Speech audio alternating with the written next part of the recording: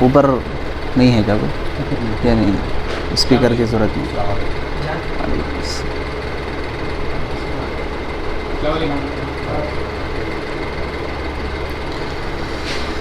اعوذ باللہ من الشیطان الرجیم بسم اللہ الرحمن الرحیم ولما بلغ أشده آتيناه حكما وعلما وكذلك نجزي المحسنين صدق الله العظيم. اور جب حضرت یوسف علیہ السلام اپنی بھرپور جوانی کو پہنچے تو ہم نے انہیں حکمت اور علم عطا کیا. وَكَذَلِكَ نَجْزِي الْمُحْسِنِينَ، اور اسی طرح ہم محسنین کو بدلہ دیتے ہیں.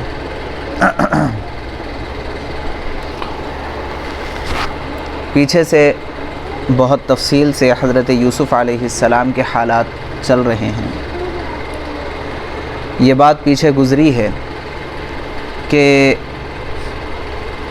سورہ یوسف میں اللہ تبارک و تعالیٰ نے وہ تمام اسباق کو پوشیدہ رکھا ہے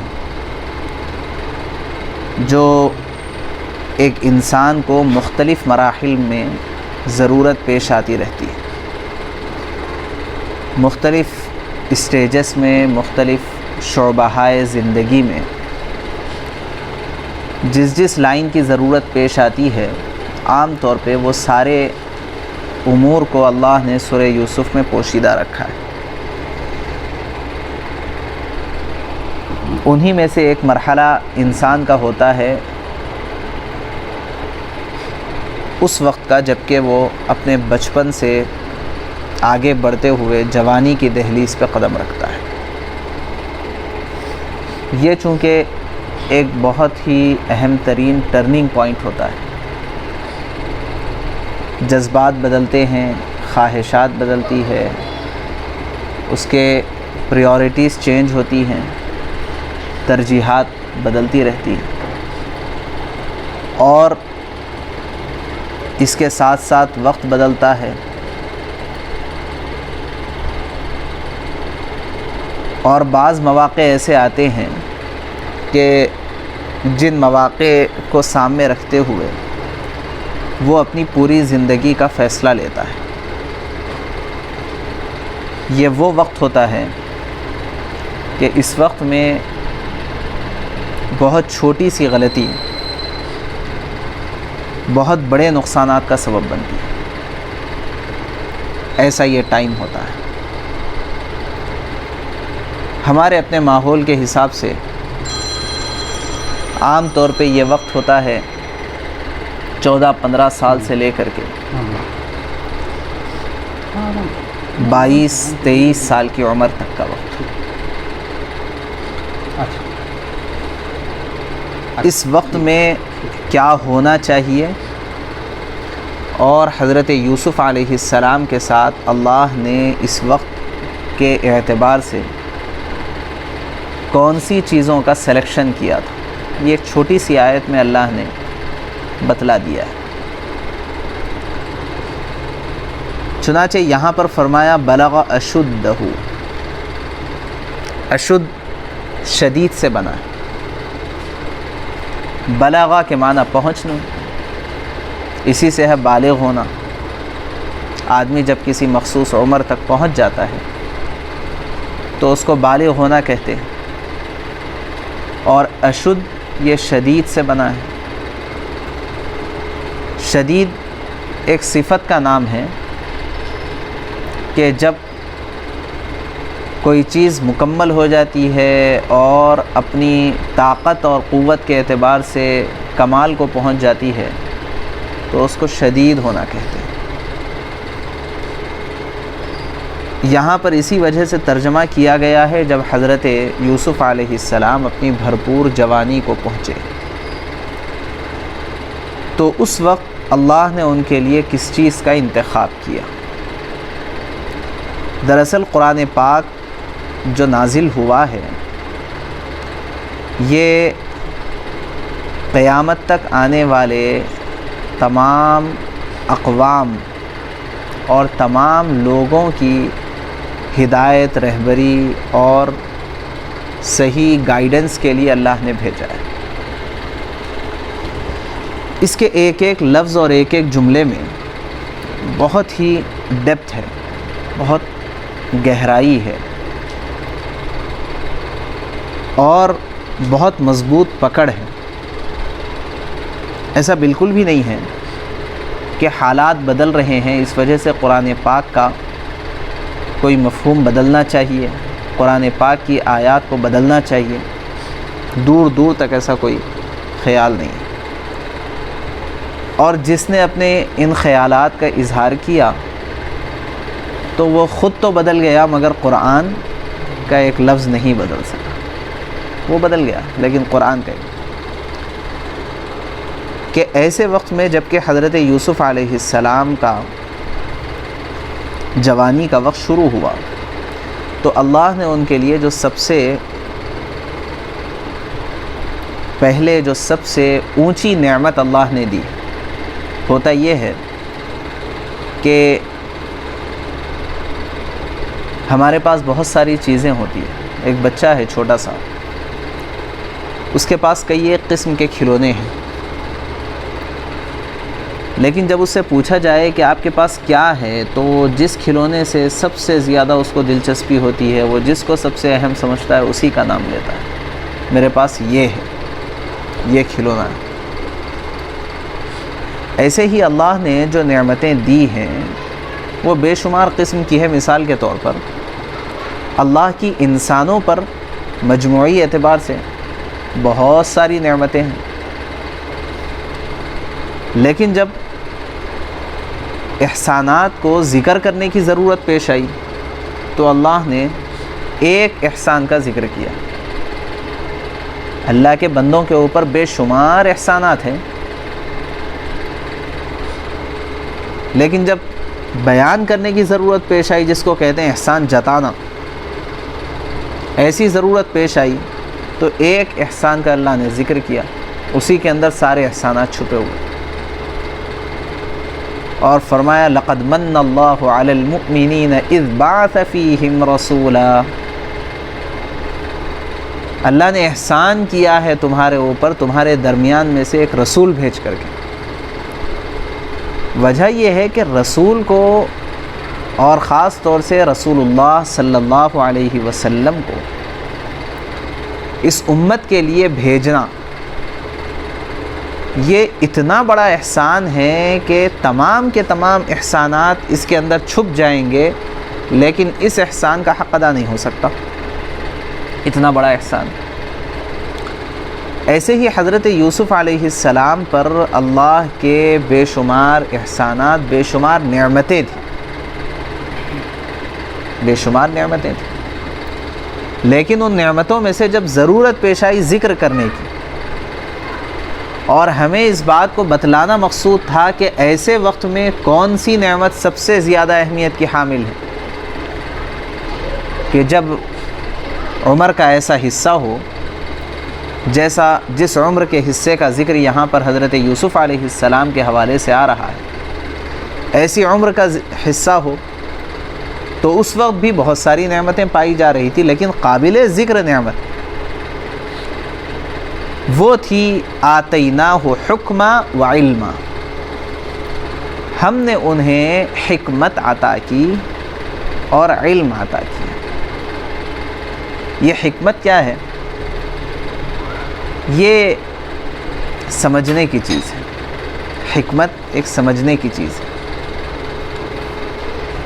اسی حکمت کو فلسفہ بھی کہتے ہیں، انگلش میں اس کو فلسفی کہتے ہیں، اسی حکمت کو فلسفہ بھی کہتے ہیں۔ کس کو کہتے ہیں اصلاً حکمت ہو یا فلسفہ ہو؟ یہ کہتے ہیں جتنی چیزیں موجود ہیں دنیا کے اندر، یہ موجود چیزوں کے حقیقی حالات کو جاننا، موجود چیزوں کے اشیاء موجودہ کے احوال واقعی کو جاننا۔ کیسے؟ جیسے اس کے احوال ہے اس کے مطابق جاننا ہے وہ الگ، ہم سمجھ رہے ہیں کچھ اور۔ مٹی ہے، چھوٹی سی مثال، ابھی تک دنیا اس کے اوپر تحقیق کر رہی ہے کہ مٹی یہ صرف پودا اگانے کے ہی قابل ہے یا اس سے اور بہت ساری چیزیں بن سکتی ہیں، نکل سکتی ہیں۔ یہ ہے ایک موجود چیز، اللہ کی بنائی ہوئی چیز، اشیاء موجودہ کے احوال واقعی کو جاننا۔ احوال واقعی یعنی اس کے واقعی حالات کو، کہ یہ مٹی کے اندر کون سی طاقتیں چھپی ہوئی ہیں، ان طاقتوں کو کھودنا اور کریدنا، اور کرید کر کے اس کو سمجھنا۔ یہ صرف ایک مثال ہے مٹی کی۔ اب آپ ایک ایک چیز کو لے لیجئے ایسے ہی۔ اللہ کی پیدا کردہ اسی وجہ سے حضرت مفتی شفیع صاحب رحمۃ اللہ علیہ، بہت بڑے بزرگ گزرے ہیں، مفسر قرآن، ایک موقع پر حضرت نے فرمایا تھا سائنس کی تعریف کرتے ہوئے کہ سائنس کسے کہتے ہیں، سائنس کسے کہتے ہیں؟ تو کہنے لگے کہ سائنس نام ہے اللہ کے پیدا کردہ چیزوں کو استعمال کرنے کا طریقہ جاننے کا۔ اللہ نے پانی بھی پیدا کیا اور اللہ نے مٹی بھی پیدا کیا۔ ہاں، اب کس کو کس کے ساتھ ملانے سے کون سی تیسری چیز وجود میں آئے گی؟ آپ اگر دیکھ لیں گے تو پوری دنیا کا آپ جائزہ لے لیجئے، اللہ کے پیدا کردہ چیزوں کے استعمال کا طریقہ بتلاتی ہے سائنس۔ کسی چیز کو پیدا کرنے کی طاقت سائنس میں نہیں ہے۔ دو چیزوں کو پیدا کرنے سے، دو چیزوں کو ملانے سے ایک تیسری چیز کا ظہور ہوا، تیسری چیز کا خلق نہیں ہوا۔ خلق ہے کہتے ہیں پیدا کرنے کو، ظہور کہتے ہیں کسی موجود چیز کا باہر نکالنا، یہ ہے ظہور۔ اب یہ جو فلسفہ ہے جس کو حکمت بھی کہتے ہیں، یہاں پر حکمت کا لفظ آیا ہے، حکمت کہتے ہیں، اسی کو فلسفہ بھی کہتے ہیں۔ یہ جو حکمت ہے اور یہ جو فلسفہ ہے، یہ نام تو ہے جتنی موجودات ہے اس موجودات کے حقائق کو جاننے اور سمجھنے کا، اسی کو ادراک کہتے ہیں۔ ادراک مطلب پا لینا کسی چیز کو۔ یہ کیسے حاصل ہوگا؟ اس کے لیے تین آلے ہیں، اللہ نے تین آلات کو پیدا فرمایا ہے۔ ٹھیک، ایک ہے مخبر صادق کی بات پر یقین کرنا، یعنی حضرت نبی اکرم صلی اللہ علیہ وسلم نے جو غیب کی خبریں دی ہیں، آپ کی ان خبروں کو دل سے ماننا اور یقین کرنا، یہ سب سے پہلا آلہ ہے، آلہ علم۔ دوسرا ہے عقل اور تیسرا ہے محسوسات۔ ٹھیک ہے، آپ لوگ سب یا تو پڑھے لکھے ہیں یا پڑھ رہے ہیں، اس وجہ سے میں جا رہا ہوں اندر، ٹھیک ہے نا؟ کیچ کر سکتے تو بولو، نہیں تو اوپر سے اوپر نکل جاتا ہوں۔ کرنا چاہیے، سمجھنا چاہیے کیا کیا ہے۔ کسی چیز کو حاصل کرنے کے لیے تین آلات ہیں۔ آپ کو کوئی بات سمجھنا ہے اور کسی چیز کا علم آپ کو حاصل ہونا ہے، تو سب سے پہلا تو اس کا طریقہ ہے احساس۔ احساس کس سے ہوگا؟ آپ کوئی چیز دیکھیں گے تو آپ کو علم حاصل ہوگا، ٹھیک ہے؟ آپ کسی چیز کو سنیں گے تو اس سے بھی آپ کو علم حاصل ہوگا۔ آپ کسی چیز کو سونگھیں گے تو بھی علم حاصل ہوگا۔ 9:30 تک ختم کر دیں گے۔ اچھا، کسی چیز کو سونگھیں گے تب بھی علم حاصل ہوگا۔ ٹھیک ہے، کسی چیز کو چھوئیں گے تب بھی پتہ چلے گا کہ یہ چیز نرم ہے کہ گرم ہے، ٹھیک ہے۔ اس کو کہتے ہیں حواس خمسہ، 5 چیزیں ایسی ہیں جس سے آدمی احساس کرتا ہے، اس کو علم حاصل ہوتا ہے۔ دیکھنے سے، سننے سے، سونگھنے سے، چکھنے سے اور چھونے سے، اس سے علم حاصل ہوگا۔ حواس سے ہمارا علم جو حاصل ہوتا ہے، جہاں جا کر کے ان چیزوں کی انتہا ہے، وہاں سے عقل کا کام شروع ہوتا ہے۔ مطلب آپ نے دیکھا کہ بہت بڑی بلڈنگ ہے ماشاءاللہ، آپ نے کسی بلڈنگ کو دیکھا اور اس بلڈنگ کو دیکھ کر کے آپ کی نظر جو پہنچی ہے، تو اس نظر کے پہنچنے کے بعد یعنی آپ کے آنکھ کا کام جہاں ختم ہو گیا، وہاں پر اب آپ سوچیں گے اس چیز کو جو آپ کو آنکھ سے نظر نہیں آ رہی ہے کہ کون ہوگا اس بلڈنگ کا بنانے والا۔ اب وہ نظر نہیں آ رہا ہے، لیکن اب یہاں سے عقل کا کام شروع ہو رہا ہے۔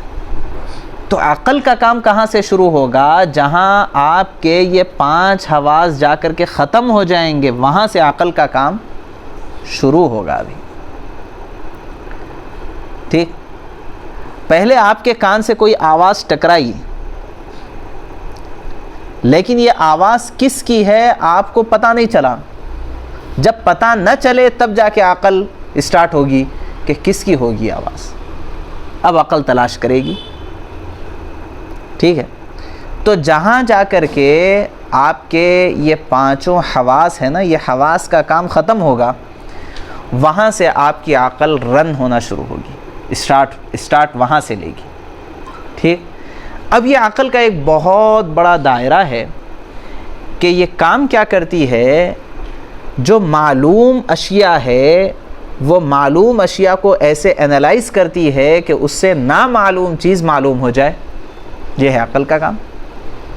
ایک چیز معلوم ہے، ایک چیز نہیں معلوم ہے، تو معلوم چیزوں کو ایسے انالائز کرنا کہ جس کے ذریعے سے جو چیزیں نہیں معلوم ہیں وہ آپ کو سمجھ میں آنا شروع ہو جائے۔ یہ ہوا کام عقل کا، ٹھیک۔ یہ بھی کہاں تک ہو سکتا ہے، اس کی بھی ایک حد ہے، اس کی بھی ایک انتہا ہے، وہیں تک یہ جا سکتی ہے، اس سے آگے نہیں۔ مثال کے طور پر ایک ہماری زندگی کا دائرہ ہے، ہم پیدا ہوئے اور مر گئے، یہ ایک دائرہ ہے جو ہم دیکھ رہے ہیں، جو سمجھ رہے ہیں۔ بعض چیزیں ہماری سمجھ سے آگے کی ہیں، ہماری سوچ سے آگے کی ہے، جو ہماری عقل کے اندر نہیں آ سکتی ہے۔ ڈیٹا بہت ہے، بہت بڑا ہے، لیکن میموری بہت چھوٹی ہے، ٹھیک۔ ایسی چیزیں جو بہت ویٹڈ ہے، بہت ہی زیادہ ثقیل ہے اور بہت کیا کہتے ہیں بڑی چیزیں ہیں، اور وہ ہماری عقل کے اندر نہیں آتی ہے، وہاں پر ضرورت پیش آتی ہے ایک ایسی شخصیت کی جو ہمیں اس سے آگے کی چیزیں بتلائے، وہ ہے حضرت نبی اکرم صلی اللہ علیہ وسلم۔ اسی وجہ سے آپ صلی اللہ علیہ وسلم نے ہمیں قبر میں کیا ہوگا، موت کے بعد دوبارہ اٹھائے جانے کے بعد کیا ہوگا، جنت کیسی ہے، جہنم کیسی ہے، اور اس کے علاوہ زندگی کے بہت سارے وہ حقائق جو حقائق ہمیں سمجھ میں نہیں آتے تھے، آپ صلی اللہ علیہ وسلم نے یا تو قرآن پاک کی آیات کے ذریعے سے یا احادیث مبارکہ کے ذریعے سے ہم کو سمجھا دیا۔ یہ وہ چیزیں تھیں جو عقل ہماری فیصلہ کر لے، یہ آسان نہیں تھا۔ چنانچہ بہت ساری چیزیں ہماری زندگی سے متعلق، ہمارے اپنے اکانومی سے متعلق، معاشیات سے متعلق، یمحق اللہ الربا ویربی الصدقات، دیکھ لیجئے کہ سود یہ مال کو مٹاتا ہے اور صدقات مال کو بڑھاتے ہیں۔ عقل کہتی ہے صدقہ دے رہا ہوں تو پیسہ کم ہوتا ہوا مجھے نظر آ رہا ہے، ہاں، اور سود لے رہا ہوں تو پیسہ بڑھتے ہوئے نظر آ رہا ہے۔ تو ایک ہے عقل کا فیصلہ، اور ایک ہے نبی اکرم صلی اللہ علیہ وسلم کا فیصلہ، قرآن کا فیصلہ۔ وہ یہ ہے کہ سود سے مال کم ہوتا ہے اور صدقات سے مال بڑھتا ہے۔ اگر آپ دیکھیں گے تو بات یہ ہے کہ جہاں جا کر کے ہمارے احساس کا انتہا وہاں سے عقل کی ابتدا، اور جہاں عقل کی انتہا وہاں سے رسول اللہ صلی اللہ علیہ وسلم کے اسٹریٹجی کی ابتدا، شریعت کی ابتدا، ٹھیک۔ لیکن یہ بھی چیز ایسی نہیں ہے جو سمجھ میں نہ آئے۔ دراصل وہی بات ہے کہ ہماری عقل ہے چھوٹی، معاملہ ہے بڑا۔ بہت آسان ہے اس کو سائنٹیفک طریقے سے سمجھنا، بہت آسان ہے، اور اب دنیا اس کو محسوس کر رہی ہے کہ جب ہم میں سے ہر ایک، یا آپ اس کو چھوٹی سی ایک سوسائٹی آپ فرض کر لیں، ہم میں سے ہر ایک دوسرے کی مدد کرنا چاہیں گے، ہر کسی کی یہ فکر ہے کہ میں دوسرے کی مدد کروں، تو کیا ہوگا؟ میرے پاس سے مال جائے گا تو صرف جائے گا نہیں، آئے گا بھی، کیونکہ دوسرا بھی میری مدد کر رہا ہے۔ اور یہ تعلیم ہے پوری سوسائٹی کو، یہ تعلیم ہے پورے معاشرے کو، اور جن کے پاس یہ مزاج ہوتا ہے، جو ہدایہ دیتے ہیں، ان کے پاس ہدایہ آتے بھی ہیں، دیکھ بھی رہے ہیں ہم، ہدایہ آتے ہیں، تحفے آتے ہیں، سب کچھ ہے جو دیتے ہیں ان کے پاس، اور اس کے علاوہ بہت سارے ضرورت مندوں کے پاس ہوتا ہے۔ تو آنکھ نے بھی دیکھ لیا کہ صدقات سے مال بڑھ رہا ہے، اور جب ہم میں سے یہ ایک چھوٹی سی سوسائٹی کو ہم تھوڑی دیر کے لیے فرض کریں کہ ہم میں سے ہر ایک خود غرضی میں آ گیا، اور کوئی پریشان حال ہے، اس کی پریشانی سے ناجائز فائدہ اٹھانے کی تھنکنگ ہمارے پاس آ گئی، اچھا تمہارے کو ضرورت ہے، ٹھیک ہے ضرورت ہے، تو اب تو میں قرضہ دے رہا ہوں، بعد میں تھوڑے بڑھ کے دینا، ٹھیک، ایسی تھنکنگ آ گئی، جس کے نتیجے میں قرضہ دینے والے تو کم ہی رہیں گے، اور جتنے دینے والے رہیں گے وہ قرضہ لینے والوں کے پاس سے اور زیادہ کھوج کھرید کر کے نکالتے رہیں گے، تو اس کے نتیجے میں جو سوسائٹی ہوگی وہ سوسائٹی آہستہ آہستہ مائنس میں جائے گی، مائنس میں جائے گی۔ اور یقیناً یہ بات طے ہے کہ جس کو سود، چھوٹا سود جو شخص لیتا ہے، وہ اس سے دوسرا شخص بڑا سود لیتا ہے۔ ہر چھوٹا جو سودی کاروبار کرنے والا ہوتا ہے، اس سے اوپر والا اس سے بڑا سود لیتا ہے، کیونکہ یہ ایک لت ہے، ایڈکشن ہے یہ، جس سے اگر آدمی اس کے اندر مبتلا ہو جائے تو صرف ایک حد تک رہے گا نہیں، نتیجہ یہ ہوگا اور رزلٹ یہ نکلے گا کہ پوری سوسائٹی سے مال کھینچ کھینچ کر کے چند ہاتھوں کے اندر جمع ہوتا چلا جائے گا، جو کہ ہم سب دیکھ رہے ہیں، چند ہاتھوں میں جمع ہوتا چلا جائے گا۔ اور ایسے ہی پورے ممالک سے، آگے کی بات، پورے ممالک سے پیسہ کھینچ کھینچ کر کے چند ممالک کے پاس جمع ہوتا چلا جائے گا، ٹھیک ہے، اور وہ چند ممالک میں سے بھی ان ممالک کے چند لوگوں کے ہاتھ میں پورا کا پورا پیسہ رہے گا، اور ممکن ہے یہ ہو کہ ہم سمجھ رہے ہیں کہ ہمارے پاس پیسہ ہے، لیکن حقیقت میں ہمارے پیسے کے اوپر کنٹرول کسی اور کا ہے۔ یہ بات ہے یمحق اللہ الربا ویربی الصدقات۔ تو ایک ہے محسوسات، جہاں ہمارے آنکھوں کی حس ختم ہوتی ہے، ہمارے جو ہے چھونے یعنی محسوسات کی جہاں انتہا ہوتی ہے، عقل کا کام وہاں سے شروع ہوتا ہے۔ عقل جا کر کے جہاں اپنے ہتھیار ڈال دیتی ہے اس کے آگے چل نہیں سکتی، شریعت کا کام وہاں سے شروع ہوتا ہے۔ پوری عقل کوشش کرتے کرتے کرتے کرتے یہاں تک پہنچ گئی کہ کوئی ایک انرجی ہے جو اس پورے دنیا کے اندر کار فرما ہے، ایک قسم کی انرجی ہے.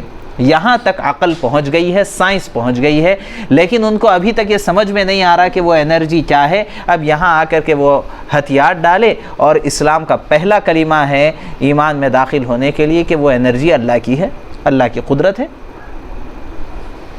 اب یہاں آ کر کے سمجھ میں آئے گا کہ حکمت نام ہے، حکمت نام ہے ان تمام چیزوں کا کہ دنیا کے اندر جتنی چیزیں ہیں اس کی حقیقتیں سمجھ میں آ جائے. اسی کو رسول اللہ صلی اللہ علیہ وسلم نے مانگا ہے دعاؤں میں کہ اے اللہ مجھے دنیا کے اشیاء کی حقائق سمجھا دے، کون سی چیز کی حقیقت کیا ہے وہ مجھے سمجھا دے. اس لیے کہتے ہیں کہ رسول اللہ صلی اللہ علیہ وسلم سے بڑا کوئی اور ہنر والا، کوئی اور فن والا، کوئی اور علم والا اس دنیا کے اندر نہیں آیا ہے. کوئی بھی میدان میں آپ دیکھ لیجئے، کسی بھی فیلڈ میں آپ دیکھ لیجئے، خواہ وہ فوج کا معاملہ ہو، خواہ وہ سیاسی معاملہ ہو، خواہ وہ لیڈرشپ کا مسئلہ ہو، خواہ وہ طب کا مسئلہ ہو، خواہ وہ سائنس کا مسئلہ ہو، زمانے کے حساب سے جو بھی ہو، وہ جو اس زمانے کے اندر اصول و ضوابط دیے گئے آج تک لوگ اس سے فائدہ اٹھاتے چلے آ رہے ہیں، اور چل رہا ہے، قیامت تک چلے گا ایسے ہی. ٹھیک. اب ایک بات سمجھیے کہ یہ جو حکمت ہوتی ہے، یہ سائنس اس کا ایک چھوٹا سا پارٹ ہے. حکمت کا ایک چھوٹا سا پارٹ سائنس ہے. ٹھیک ہے. اور اسی کے اوپر ایک اور اسٹیپ ہے علم کلام کا. علم کلام کہتے ہیں اللہ کے ذات سے متعلق جو علوم ہیں اس کو علم کلام کہتے ہیں. وہ حکمت سے اوپر ہے، اس کے بعد حکمت ہے، اس کے بعد سائنس اس کا ایک چھوٹا سا پارٹ ہے. یہ جو علوم ہیں، یہ علوم کی اصل جو جڑ ہے نا، جو علوم کی جڑ ہوتی ہے وہی اصل ہوتی ہے.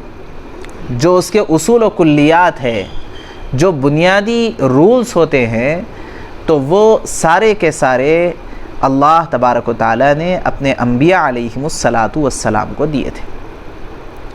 ٹھیک ہے.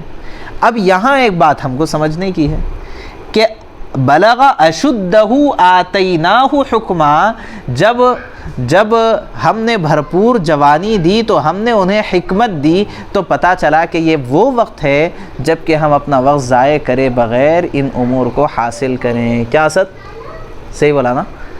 ان امور کو ہم حاصل کر لیں اس وقت میں، ورنہ اگر یہ ٹائم نکل جائے گا تو پھر کبھی بھی وقت آنے والا نہیں ہے. ایک اصولی بات ہے کہ جو کام جب کرنے کا ہے وہ کام اس وقت کر لینا، نہیں تو پھر زندگی بھر نہیں کر سکتے. ایک صاحب تھے، ان کو جو ہے پہلے وہ لونا چلاتے تھے. ان کو کوئی صاحب جو ہے ایک تقریباً 15 سال پہلے کی بات بولوں، 15-20 سال پہلے، تو لونا چلاتے تھے، اور لونا چلانے میں بہت ماہر تھے، بہت بگاتے تھے لونا. کوئی صاحب ان کو CD 100 گفٹ میں دے دیے، اور ان کی عمر تھی ہوں گی تقریباً 55 سال کی. گفٹ میں ان کو CD 100 دے دی. اب اس کے بعد CD 100 چلاتے تھے. بہت مشق کے بعد بھی گاڑی ہمیشہ دوسرے گیئر پہ چلاتے تھے. آپ اندازہ لگائیے کیسا چلتی تھی ان کی دوسرے گیئر پہ. کئی کو وجہ یہ ہے کہ وہ جب سیکھنے کا ہے، جب نہیں سیکھ لیے، کیسا بھی خاموشی سے چابی لے کے جا کے فجر کے بعد گاڑی سٹارٹ کر لے کے نکل گئے. جیسا بھی ہے بہرحال جب سیکھنا ہے، جب نہیں سیکھ لیے تو پھر بعد میں زندگی بھر نہیں سیکھ سکتے. ٹھیک ہے نا. ٹائپنگ ایک مستقل ہنر ہے. جب اس کا وقت ہے، جب نہیں سیکھ لیے، اب اس کے بعد آپ کتنے بھی بڑے بن جاؤ، چلتے اس نے انگلیاں، ٹائم ہوتا ہے. اسی کی جانب اللہ نے اشارہ کیا ہے، آتیناہ حکما وآتیناہ علما. ٹھیک ہے. حکمت بھی سیکھنے کا ایک وقت ہوتا ہے جبکہ جوانی، بھرپور جوانی کا وقت ہو، اور علم سیکھنے کا بھی ایک وقت ہوتا ہے جبکہ بھرپور جوانی کا وقت ہو. جبکہ اللہ نے حضرت یوسف علیہ السلام کو یہ چیزیں دی تھی. اب علم کے سلسلے میں تو ہم اگلے ہفتے میں دیکھیں گے، مگر ایک مثال اس کی یہ ہم کو ذہن میں رکھ لینی چاہیے کہ حضرت یوسف علیہ السلام نے اس وقت جو اکنامیکل کرائسس تھا، بہت سخت ترین تھا، جس کی وجہ سے اجتماعی طور پر ایک بہت بڑی موت کی وبا عام ہو جائے اس کا اندیشہ تھا، اس وقت پورے ملک کو اس کا سامنا تھا قحط سالی کی وجہ سے۔